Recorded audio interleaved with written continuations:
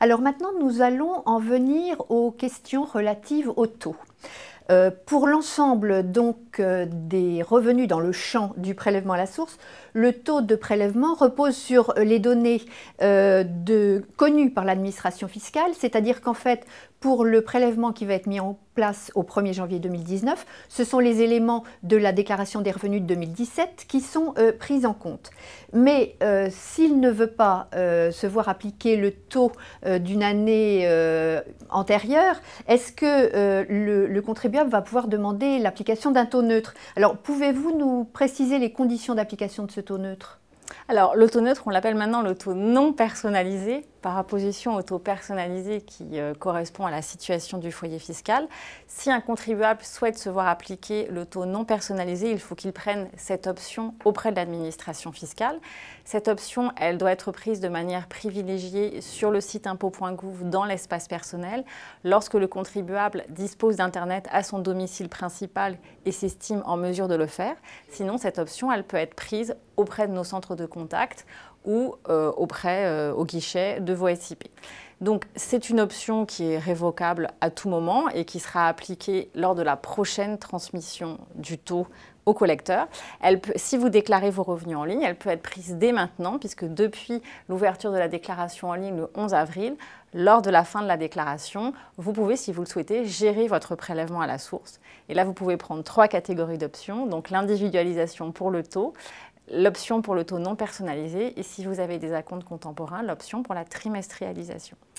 Si ce taux est inférieur, le taux non personnalisé est inférieur au taux personnalisé, vous devrez verser un complément chaque mois à l'administration fiscale. Ce qu'il faut avoir en tête, c'est que dans la très grande majorité des cas, le taux non personnalisé sera supérieur au taux personnalisé car il ne prend pas en compte votre situation personnelle. Oui, tout à fait. Effectivement, c'est un élément très important à prendre en compte au moment du choix. Alors, donc, vous venez de répondre indirectement à ma question suivante qui était quel est l'intérêt dans un couple d'opter pour un taux individualisé, effectivement, et quelles sont les conséquences de cette option? Alors, le taux individualisé, ça résulte vraiment d'un choix du couple. L'intérêt, c'est lorsqu'il y a des revenus très différents entre le déclarant 1 et le déclarant 2, pour que le déclarant 1 ne se voit pas appliquer un taux qui pourrait être trop important par rapport à ses revenus. En revanche, ça n'a aucune conséquence sur le montant total des acomptes versés, puisque le montant des acomptes versés par le déclarant 1 et le déclarant 2 avec les taux individualisés va correspondre au montant qui aurait été versé si c'était le taux foyer qui avait été conservé. Donc c'est juste une répartition différente de l'acompte. Entendu. Alors les changements de situation personnelle, par exemple la naissance d'un enfant, un mariage, un divorce, vont pouvoir donner lieu, doivent être déclarés à l'administration fiscale et donc ils vont entraîner une diminution ou une augmentation du nombre de parts du quotient familial et donc avoir un impact sur le taux de prélèvement.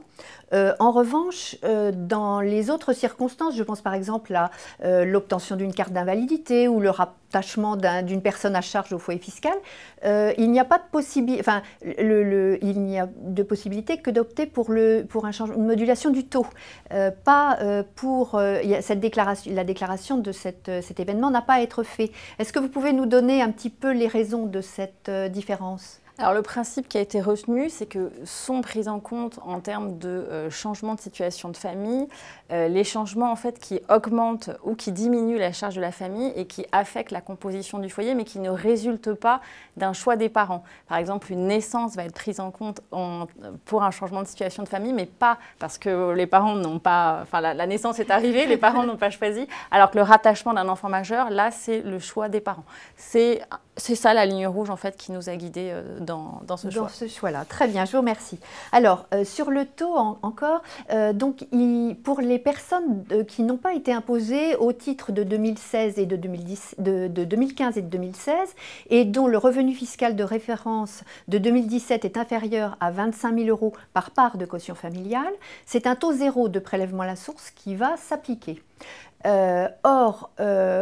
Si l'on applique le barème de l'impôt sur les revenus de 2017, avec 24 500 € de revenus nets imposables par part de quotient familial, eh bien, l'impôt dû est d'un peu plus de 2 000 €.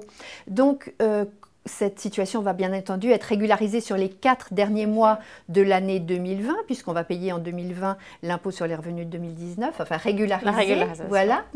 Et donc est-ce que quelque chose est prévu pour étaler cette charge d'impôt qui va arriver sur les 4 derniers mois de l'année? Alors, les personnes qui ont un revenu fiscal de référence par part inférieur à 25 000 € se verront appliquer un taux zéro si elles n'ont pas payé d'impôts en 2016 et en 2017 parce qu'elles ont bénéficié de réductions et de crédits d'impôt.